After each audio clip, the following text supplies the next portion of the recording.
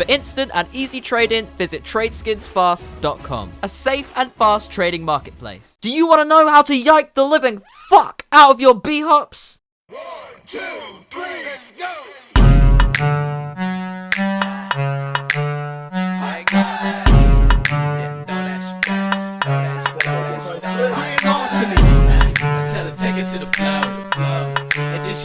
But luckily for you, I have the perfect teacher. So you want to B-hop, yes? Well, it's not going to be easy. The B-hop takes years, hours, and months of practice and experience. Alright, you bastard fuck. Prepare to orgasm in multiple ways. Let's fucking do this. So the first thing I quickly want to cover before we start this is the difference between 64-tick and 128-tick servers. All of Valve's casual and competitive and deathmatch servers, they're all 64-tick. And 128-tick are all sort of community servers, B-hop servers, and stuff like that. 64-tick has 64 ticks per second, and 128-tick servers have 128 ticks per second. That's why some people find bullet registration a lot better in 128-tick servers, and landing your B-hops, landing your consecutive jumps, is a bit easier in 128-tick because technically there's twice the chance that you can actually hit that bounce.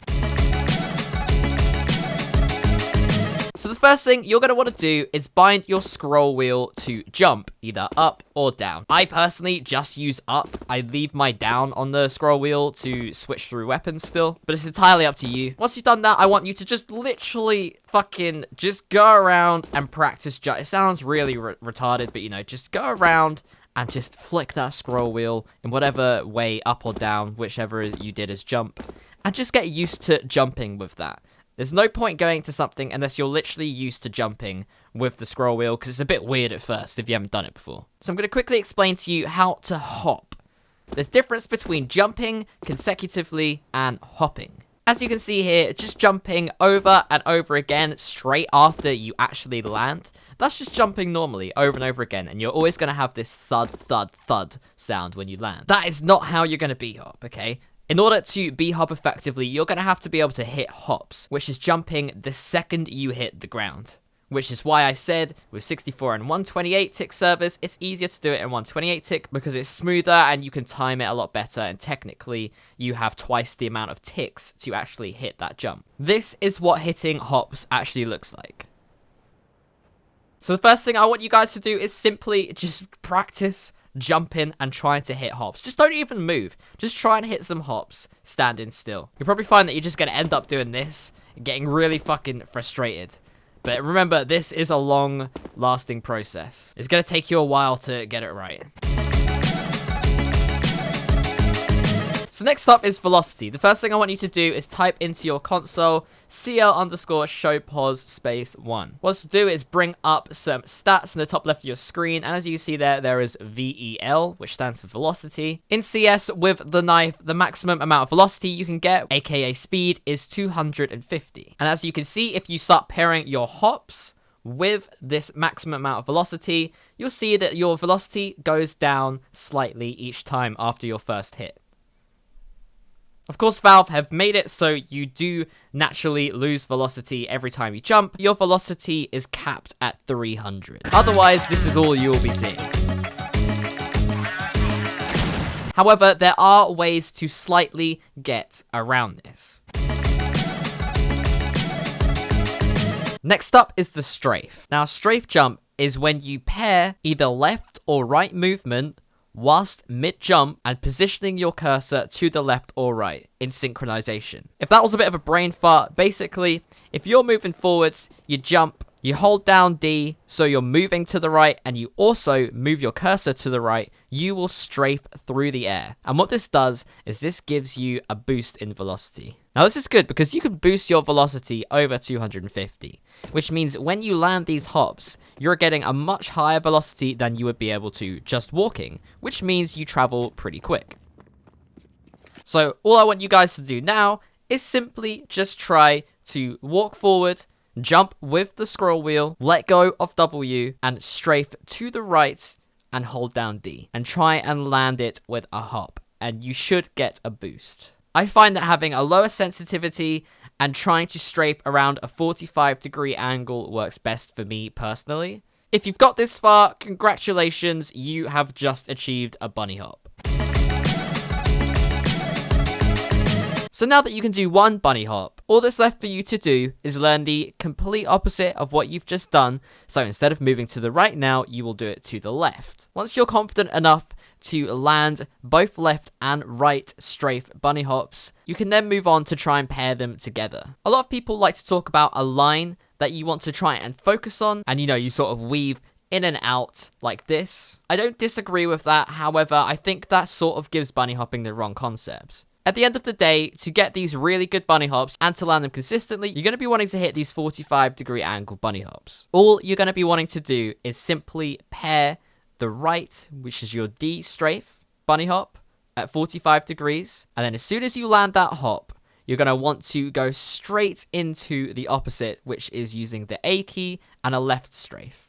And you're going to want to go 45 degrees there as well. So effectively, you're just zigzagging. This is technically a line, however, I think focusing too much on hitting this line actually takes away the concentration from landing those hops. You may see what I mean when you get practicing. I think it's also quite important to mention that you do indeed hold down D and A. A lot of people get confused whether or not they should be letting go of D and A, when they should be letting go of them, when they should start holding them down. The way I see it is that as soon as you hit each jump, you are holding down the key that you want to strafe in that certain direction. I synchronize my D and A changes with each jump. So after the first jump in this example, I've jumped, I've let go of W, I'm holding A, I strafe.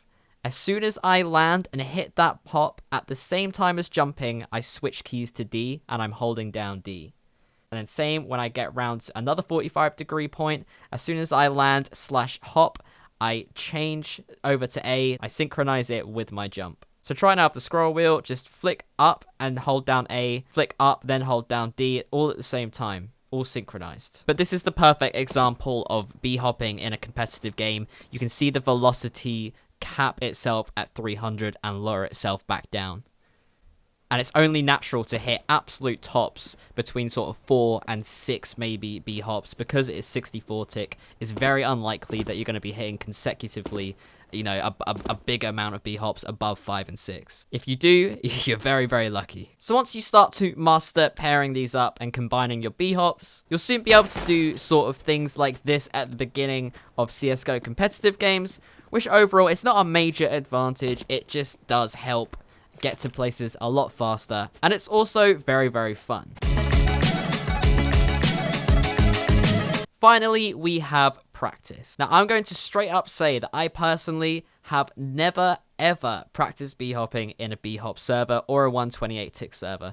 The only time I ever practice B-hopping is when I play matchmaking on competitive CSGO on 64-tick servers. I'm not saying this is a fact or anything like that, it's just my opinion, but I feel that if I practice more on 64-tick servers, I find it's a lot easier when I do go to a 128-tick server. I can just fly around fucking everywhere. Whereas if I was to do the opposite, practice on a 128-tick and go on to 64-tick, I'd start getting very, very frustrated because I can't do it as well as I could have done before. And I don't really see bunny hopping as a frustrating experience. It's meant to just sort of be fun. So my advice is literally just practice in matchmaking. On your way to bomb sites, after rounds have finished, or whenever. Just keep on practicing, and over time you'll start to see yourself pick up some more consecutive B-hop hits and combinations. And then you can start hitting the fucking yikes. 1, 2, 3, let's go!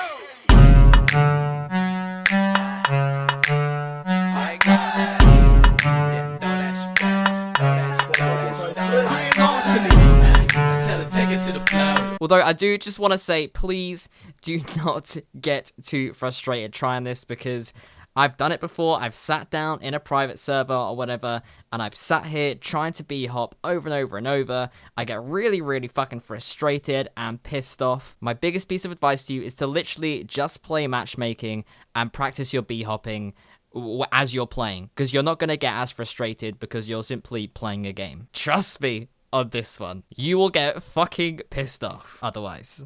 I hope you've all enjoyed this, guys. Please tell me if it has helped you out, and I shall see you all in the next video. Make sure you subscribe if you're new. Goodbye, and roll the outro.